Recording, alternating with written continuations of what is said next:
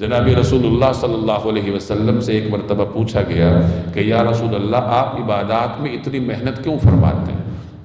حضور صلی اللہ علیہ وسلم کی عبادات کے احوال آپ جانتے ہیں کہ آپ اتنی دیر تک اتنا طویل قیام فرماتے تھے کہ آپ کے مبارک قدموں پر ورم آ جاتا تھا، یعنی سوجن آ جاتی تھی، اور کبھی کبھار اس میں پھٹن آ جاتی تھی۔ اتنی دیر تک آپ قیام فرماتے تھے، اور دوران نماز آپ کے سینہ اقدس سے ایسی آواز آتی تھی خشیت کی وجہ سے، جیسے ہانڈی ابلتی ہے اور اس سے آوازیں آتی ہیں۔ اس قسم کی آوازیں آپ کی سینہ اطہر سے خشیت الہی کی وجہ سے آتی ہیں۔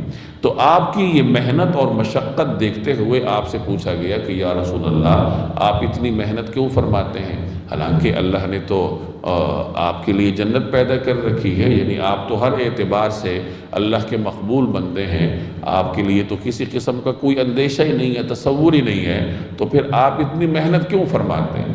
تو نبی کریم صلی اللہ علیہ وسلم نے فرمایا افلا اکون عبدا شکورا، کہ میں شکر گزار بندہ کیوں نہ بنوں؟ یعنی جب اللہ نے میرے اوپر اتنی نعمتیں کی ہیں کہ مجھے سید الاولین والآخرین بنایا ہے، تو پھر میں اللہ کا شکر کیوں نہ ادا کروں؟ گویا کہ بطور شکر کے میں عبادات کی یہ محنت اور مشقت برداشت کرتا ہوں۔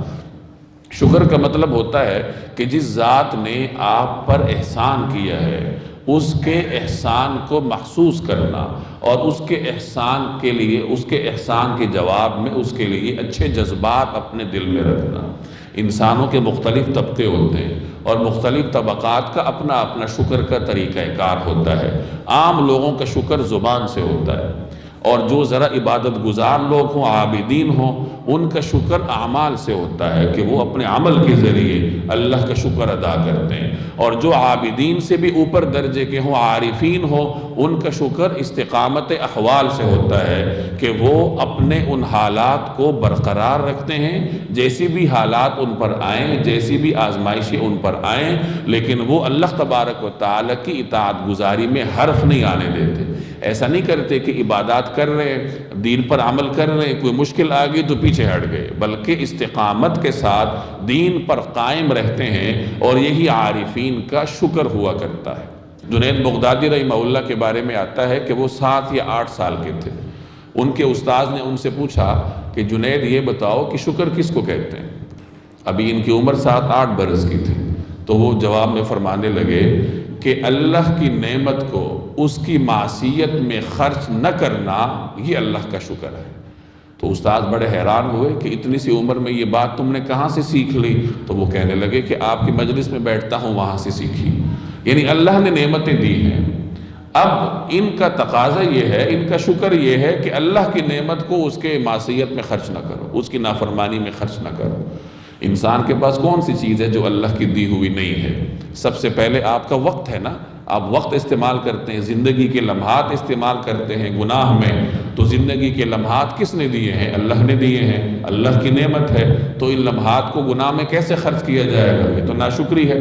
پھر جسمانی اعضاء کے ذریعے کریں گے تو جسم کس نے دیا ہے؟ اللہ نے دیا ہے، تو اللہ کی نعمت ہے، اللہ کی نعمت کو اس کی نافرمانی میں کیسے خرچ کرو گے؟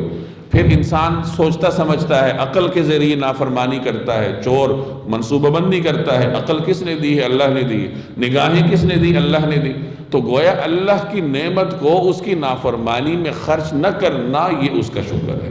یہ کتنا عارفانہ کلام ہے اگر اس کی گہرائیوں پر غور کیا جائے، اور جب بھی انسان گناہ کرنے لگے یا اطاعت سے روگردانی کرنے لگے تو اس جملے کو یاد رکھے کہ اللہ کی جو نعمت ہے، زندگی ہے، زندگی کے لمحات ہیں، جسم ہے، ہر چلتی ہوئی سانس ہے، تو ان نعمتوں کا تقاضا کیا ہے کہ ان کو اللہ کی نافرمانی میں خرچ نہ کیا جائے۔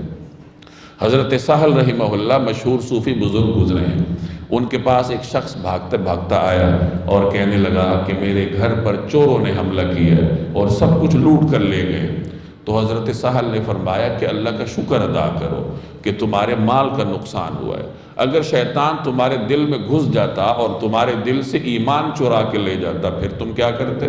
تو اللہ کا شکر ادا کرو کہ مال کا نقصان ہوا ہے، ایمان کا نقصان نہیں ہوا۔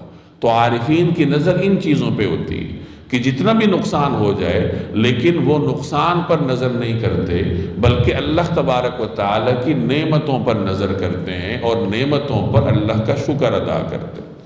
ہمارے ایک استاذ تھے، اب فوت ہو گئے، وہ جب بیمار ہوتے تھے کوئی ان سے پوچھتا تھا کہ استاد جی کیسی طبیعت ہے، تو وہ فرماتے تھے بس باقی تو سارا ٹھیک ہوں، نگاہیں بھی ٹھیک ہیں، معدہ بھی ٹھیک ہے، جسم بھی ٹھیک ہے، بس تھوڑا سا بخار ہو گیا۔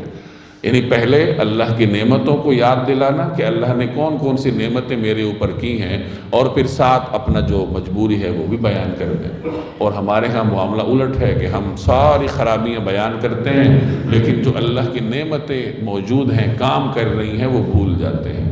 جتنا بھی انسان بیمار ہو تو بہرحال ہم کمزور ہیں، ہمیں آہوزاری کرنی پڑتی ہے اللہ کے آگے، لیکن کم از کم یہ تو شکر کرنا چاہیے کہ جو بھی آفت آئی ہے جسم پر آئی ہے، مال پر آئی ہے، ایمان تو سلامت ہے، اور ایمان سے بڑھ کر کون سی نعمت ہو سکتی ہے۔